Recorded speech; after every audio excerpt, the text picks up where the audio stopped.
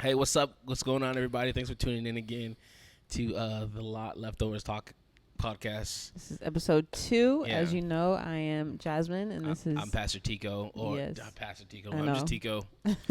Unless I'm your pastor, then I'm your Pastor Tico. Yeah. To my youth. I'm a youth pastor. Tico. Yes, this is true.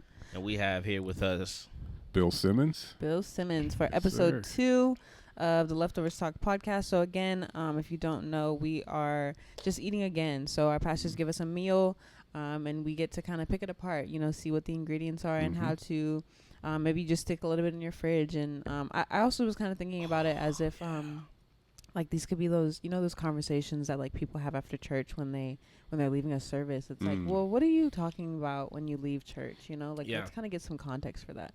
But we're eating again, so. real quick. I told you guys about last episode about the macaroni cheese I had in the freezer because we were fasting, and I took it out and I ate it, and listen, it was better than. Was it really? Really way better than it was before. Oh, wow. Before it went into the freezer. So okay. It's impressive. Yeah, it That gets is better. impressive. The leftovers talk gets better every Okay. episode. Yes. Awesome. So Agreed. I do like mac and cheese. yeah, He makes some really good mac and cheese. Oh, you made it? I heard you. Yeah, I made it right before the fast for a meeting we had, Okay. and then I had to put it in the freezer because we Right, fasting. right. So Yeah, I heard your wife makes mac and cheese. She does a pretty good mac and cheese, I have to say. She does a good mac and cheese. She's doing it for the Super Bowl thing, right? I believe so, yes. Right. Mm. I'm gonna do a mac and cheese off secretly. Oh, Super Bowl's okay. gonna be fun. Just to like four Okay, people do a to blind taste That's test right. for them. That's right. All right. And Deandra, okay, Yeah, yeah. yeah. Deandra We'll get makes into mac that, and yeah, cheese, we'll but get into that. anyways, so just kind of give us a little bit of context for Mhm. yourself, how long you've been at the church, and then we can kind of get into how Make Room is affecting your life, right? Because it's February Sure. 1st today. Well, they might not know, but today's February 1st for us, and so we're into the second month of the year, and so a couple of things that we talked about, like first episode was, a lot of people are goal oriented right now, but so just how are you making room for God in your life, Okay, well, my name is Bill Simmons, as you said. I've been a member here at Kingdom Life. My wife and I actually moved here to Florida from Maryland in June of last year, so we've been here a little over 6 months. Wow. Yep, actually 7 months, a little over 7 months now. Yep, and just been loving life since we've been here. Yeah. It's just been, the church itself has just been so impactful. I feel like it was something that we just, there was a current already flowing, Yeah. and we just literally just stepped into the Yeah. flow, and we were just being carried along and riding the wave, and it's just been amazing. If nobody told you, we're glad you're here. Yes. At least I'm glad So you're here. grateful. Yeah. You are definitely a you, great thank you. addition to the family. You actually one of the people we've been praying for, not like you specifically, but Okay. you Saw you in a specifically dream. Right. in the position or in the areas you operate in Mhm. in the church. You're one of the people we've been praying for, one of the laborers Yeah. who's been laboring. Well, I feel like this is a church I've been looking for. I've been a part of some good churches. I was a part of a great church in Maryland, but this church I just plugged right in and just, like I said, I feel like I just stepped into a river. Yeah, that's awesome. That's Yeah. good. Yeah. That's good. Great So analogy. just excited to be here, excited to bring all that I have and, contribute to what God's already doing here. Yeah. That's good. Yeah. It's a big deal. Well, good. So last week we were talking about Make Room. We were talking about some kind of things that we were doing individually in our lives. And obviously during that time we were fasting. And so as we were saying, the fast is over. Right. A big yay. But something that Pastor Lynette actually was, so we're on staff of the church. It's been mentioned before. But so we meet with them. We pray most mornings before we, get to our work day or whatever. And so I think it was yesterday she came in and she just was talking about, there's just, I feel like this fast for a lot of people was different. There's a lot of organizations and churches that fast for 21 days at the beginning of the year as a custom, and we do it as a custom also. But I think there was a lot of people that didn't just do it because it's customary, but because it was something that God asked us to do, and they really leaned into it, and they really made room for God, right? Me being one of those people. I know for me personally, like, it was like, okay, I'm going to make room. I'm going to get up a little bit earlier, a lot a bit earlier for me, but get up earlier, and I'm going to, we've been doing the New through 30 Bible reading plan, so I'm going to read during that time. During that time, I'm going to pray. And it's like God's been meeting me during those times, and like I've been getting revelation that I've never seen before. You know, just feeling like I know God in a way that I didn't before. And it, you know, it's like it only took 21 days, but like he met me because I made room for him, right? And so what are some things, I guess, for you, like how has this been, you know, the different sermons we've been talking about, the Shunammite woman, and, you know, there's been different things that we've been, this charge has been given to make room. And so how is that happening for you? Kind of the same thing, just getting up earlier, making more room in my day, starting my day off making room. And it's something that, you know, I've done, you know, off and on in my life, but this honestly, it did seem different. This one felt different. It was more than just a matter of not eating until 1 o'clock or not eating it. That three was tough. Man. That 3 o'clock, that stretched a brother right there. I ain't gonna lie, that 3 o'clock was tough. But there is just something about saying no to your flesh that just, I don't know, it just opens you up to spiritual things. And it's so funny. Every time that I like get up earlier and spend time with God, I always like, why don't I do this all the time? More often, oh my gosh, you're saying the same thing. Why don't I? Because you get so much, you just encounter God and you experience God in a way that you wouldn't have, you know, had I just jumped out of bed and started my day. You know, I am blessed to be able to work from home. The job that I had in Maryland, they, you know, God just gave me favor. They said, we'll just make you permanently remote and you can, right? Come on, somebody. And so I get to work from home, and I ain't even go in front. Sometimes I don't even get up till 8:20. I gotta be logged in at 8:30. Sometimes 8:20, I'm rolling out. Hey, I don't blame you. I'm rolling out of the bed. Somebody out there is saying, "Amen." That's me. Listen, 8:29. If that was me, I wouldn't. I just pull the laptop up. I have done that, but no, I have a dedicated office space, you know, in my house, and I kind of work in the tech field, so I got a couple of different monitors and stuff. So I have to get up and go into my office. But yeah, sometimes 8:20, I'm rolling out. But you know, again, just getting up and making room for God, it just orders your day. You know, it affects. I mean, you get strength. You know, I was so weird. I was walking my dog yesterday, just kind of walking around my neighborhood, and I just felt like the Lord was saying to me, you know, every day I give you what you need. If you're going to face something tough for that day, something unexpected, something that's really going to try you, then I'm going to give you the strength, the joy, the victory, whatever it is that you need to make it through what you're going to face today. You will already have it when that thing shows up. And when we make room for God, we become more aware of that. I mean, His attitude toward us is always to provide what we need, but we don't always take the time to avail ourselves to what He's making available to us. So when we make room, then it's like He gets to do, like, finally, I've been wanting to do this for you, but you know, now you're giving me a little bit more of your attention. So now I get to do the things that I want to do for you and in you. So that's kind of what I've been experiencing. Yeah, you mentioned something about becoming more aware of what God is already doing. I think this fast, big time, made me more aware. Like, you know, I'm just more conscious of the things that God is doing here in the church. It's not just because I work here at the church. I'm at the church every day. So what can happen is it become just church. Just church. Right. But it never became to that point for me. But it almost started getting there when I was like, it's just church. It's just church. I gotta work to church to work, yada yada yada. But now I'm more aware, more conscious of the move of the Holy Spirit. Even in my spirit when He's talking to me, just being able to yield better. So I think it makes a difference. Awesome. Big time difference. It does. I was so one thing I was thinking about, so I was listening back to this past Sunday, Vision Sunday, and you know, before we kind of got to the Vision Sunday aspect of it, Pastor was teaching, and you know, he started talking about making room in our lives for like more people. You know, if just talking about you know, all of us kind of live with this, like, you know, one tribe mind, or you know, we all go into our garages and you don't ever meet your neighbors and all that kind of thing. I'm totally guilty of that. Oh yeah.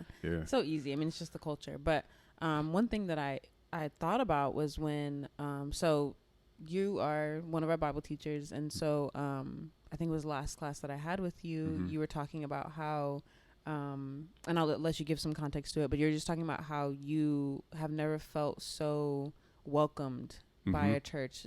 You said it in your own words, and I'll let you say it in your own words again. But I just thought about that because it's like if us as Kingdom Life weren't so open, weren't embracing people as we say, we would have lost out on you. We would have lost out on you and your giftings, and you maybe you've lasted 6 months up to this point. I say lasted, but you've been here up to 6 points. Like, bro, you made it 6 months. You made it. Checkpoint. Yeah, you've been here this long, but you could have checked out month 1 had we not been a family. Had it not been, we're welcoming more people into the, our arms are being broadened because we're welcoming. So I'll let you. I think it's a result of an intentional decision on the part of the leaders, of the pastors here, that we're going to create a culture where people feel loved and embraced. And it's not okay. So there was a thing back in the, I'm sure it's still a thing, but it was kind of became prominent back in the 80s in particular, late 70s, early 80s, that was called love bombing. Have you ever heard that term? Yeah. So basically it's a tactic that's used by cults that try to, when they're trying to suck people in, basically, they just make you feel so loved and so special.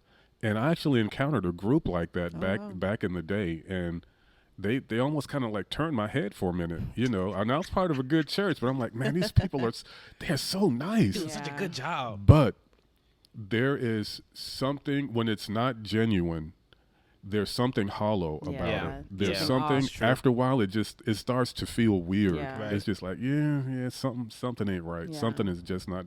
When there's an ulterior motive, you don't, your heart doesn't respond to it. Your flesh might, your soul might, but your spirit doesn't respond to it. When I joined here, when my wife and I joined, what we experienced were genuine people who genuinely cared and were excited that we were here. And I've heard Pastor Kenneth say a couple of times that this is a healthy church. And one of the things that leads me to agree with that is that, and I've looked, and I think I mentioned this to you once before, I have not seen any cliques here at Click. Our initials is KLICC. So yes. It's a play. It's a play click. on words, Yes. but no. I mean, I'm generally a quiet person, and quiet people tend to be more observant. Yeah.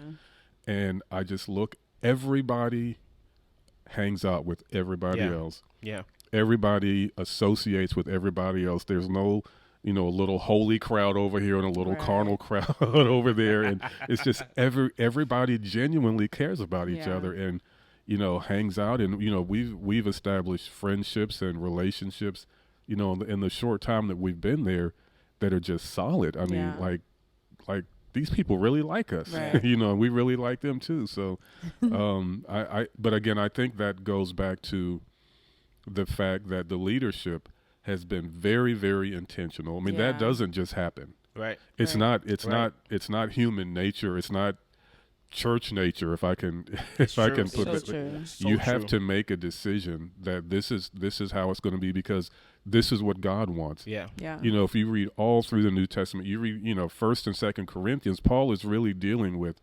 division within the church and how dangerous it is. And basically he's saying, you're carnal because you're divided. He's not saying you're carnal because you don't know how to operate in the gifts. Right. He's not saying you're carnal because you don't pray enough every day. He's saying you're carnal because you're divided. Yeah. And to me, people who are united in purpose, united in spirit, united in their genuine love for each other, those are spiritual people. That's good. And that's the fertile ground for God to be able to manifest himself and do what he does. And I believe that's why we experience the kind of moves of God that we experience here. Yeah. Because the groundwork of the unity of the Spirit is already here. Yeah. Yeah. No, so all that being said, like Pastor Kenneth was giving everybody a charge to why not want to bring more people into this? Right. Like we're That's making very room true. for people. That got me. We're making room for people. We have a goal, a goal of people that we want to have every service. So you're giving a testimony that I'm sure is going to ring true in so many different hearts. Why not want to bring more people into that? Why not say, hey, I know of a place where you're not going to feel excluded. You're going to be welcomed. You're going to be loved. When you get into the door, when you sit in the chair, when you leave the door, like you're going to be greeted by people that you feel like seem like they know you for 10 years, exactly. right? And we're on staff, but like this is, like you said, this is something we're very intentional about. And so just thinking about like make room, like there's more chairs. We have more chairs. That's true. Yeah. And because of what we've tried to done our best to create like this environment, why not bring some people in here? Like there's more room for people to experience God in this way. Absolutely. Right. Got anything? I ain't got nothing. This is just good. It's so true because like, let's say you go to a store. As a matter of fact, I was at a friend's house the other day, and they told me they went to this barbecue place. I'm like, man, this is the best barbecue place in the world. They were hyping it up. To them, it was good. And so they gave me the information for the barbecue place, which reminds me, I got to go check it out now. Fast is over. And so now the fast is over.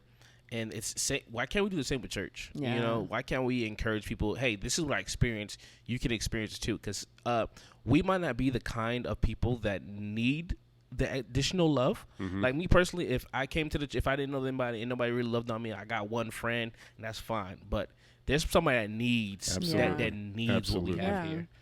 And I think we are, how would I say it? I don't know if the word disrespectful is the right word, to withhold that from somebody that needs it.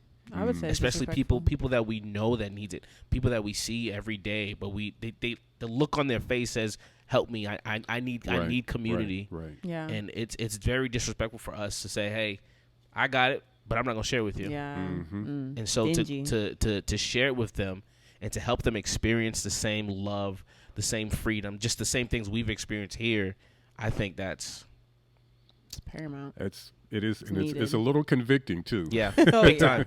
Big time.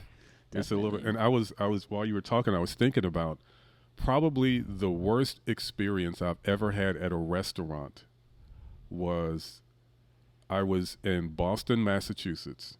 I went there for a conference for my job, for a meeting actually, and I got there, in the afternoon, and I went to this restaurant, really nice restaurant.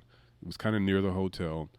They had it was in the summer, so there was indoor, outdoor seating. So I found a table and I sat down.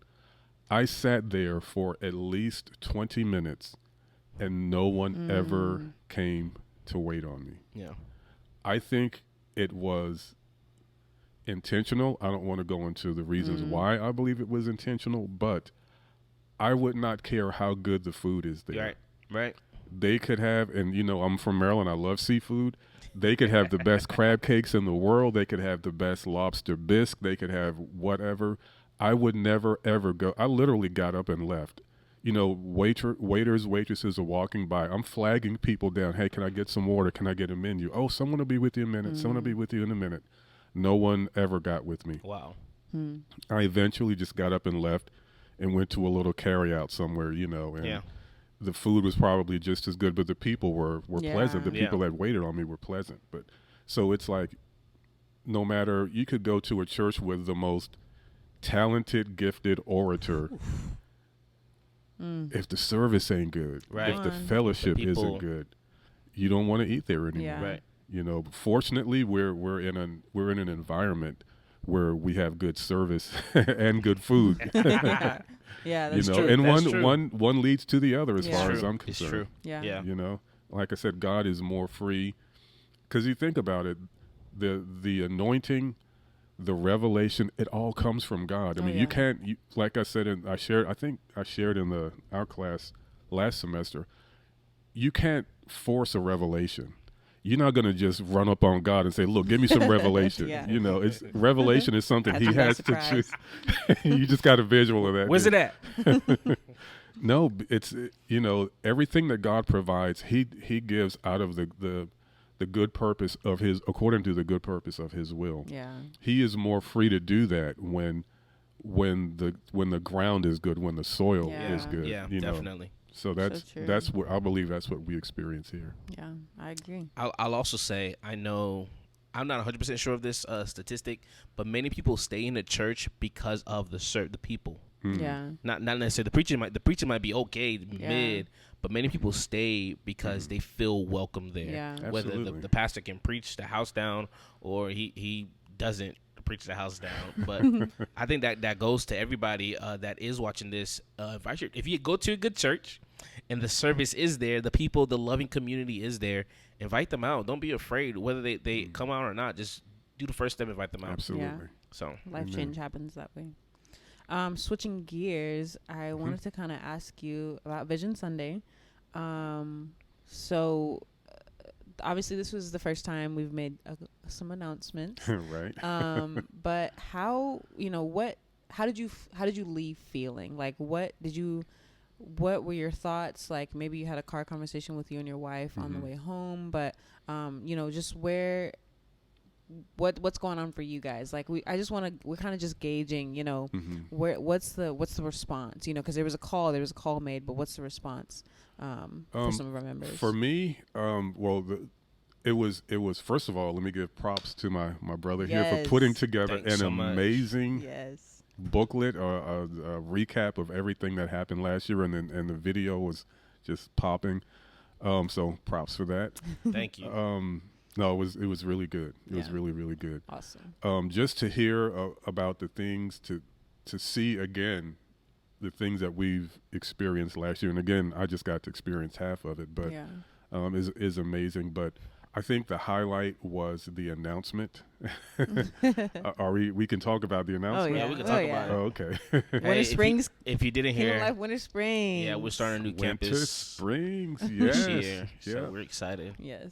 For me, it was like, I can see that. Yeah. I mean, I'm probably biased, but for me, it's almost like what we have here is so good. Yeah. It's true. And so rare, honestly. I started to hesitate, but yes, rare and precious, and just why wouldn't God lead us to expand and make deposits in other places? Yeah. Exactly. So to me, it was almost confirmational, because it's like, okay, yeah, that absolutely makes sense. Yeah. I'm excited about it. Pastor, when we were at rehearsal on Monday night, worship team rehearsal on Monday night, Pastor Lynette really challenged us to pray about what our part would be. She said, you guys may not go there. Your part may just be to pray, but at least take the time to ask God. Pray, ask God, what is my part? Yeah. And I've been doing that this week, because I'm just excited about what God is doing and just the expansion that's taking place. To me, it's really, really exciting. Yeah. Praise God. Yeah. It's exciting to hear. Yeah, it's exciting to get, because we knew it. Yeah. So it's always good to get a third person perspective. Is that right? Third person when you're on the outside? Yeah. Yeah.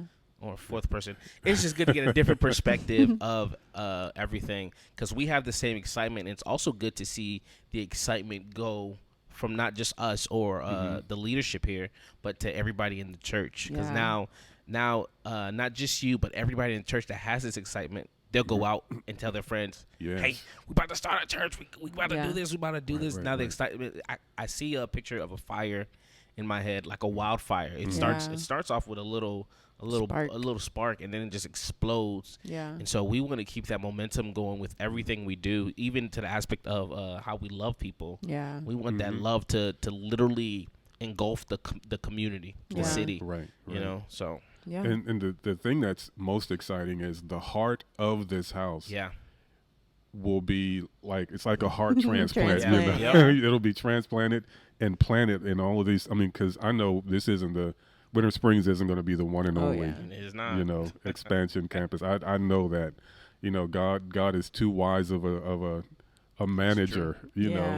To just limit it to limit what he's doing to just one spot. But the exciting thing is to know that all of those different campuses and locations, the heart that's here, the spirit that's here, the embrace, the empowering, the encounter that we experience every Sunday well, that's, regardless of whether the pastors are physically there Right. to make sure that happens, what God has instilled here and what he's planted and deposited here will be experienced. I have no doubt will be experienced on all the other campuses. Amen. And the world needs it. Central Florida needs Yeah. it. I wouldn't be surprised if it expands to other states, other parts of this state, other parts of the country. The world even.